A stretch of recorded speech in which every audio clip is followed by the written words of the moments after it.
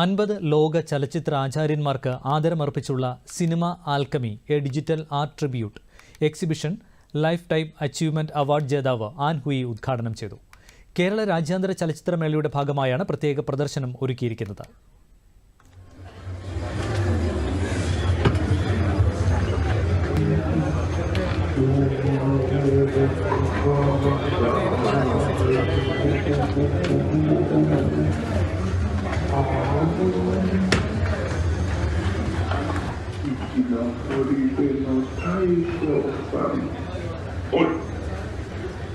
എല്ലാ കാലഘട്ടത്തെയും അടയാളപ്പെടുത്തുന്നതാണ് ഓരോ ചിത്രമെന്നും കാലഘട്ടത്തിനനുസരിച്ച് സാങ്കേതികവിദ്യയിൽ വരുന്ന മാറ്റങ്ങളുടെ പ്രതിഫലനം കൂടിയാണ് പ്രദർശനമെന്നും ആൻ ഹുയി അഭിപ്രായപ്പെട്ടു.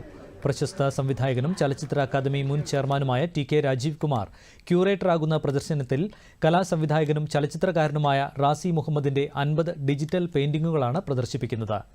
50 ചലച്ചിത്ര പ്രതിഭകൾക്ക് ആദരമർപ്പിക്കുന്നതാണ് പ്രദർശനം. ഡിജിറ്റൽ ചലച്ചിത്രകലയും സമന്വയിക്കുന്ന ഈ അപൂർവ ദൃശ്യവിരുന്ന് കാണാനായി നിരവധി പേരാണ് പ്രദർശനവേദിയിൽ എത്തിച്ചേർന്നത്.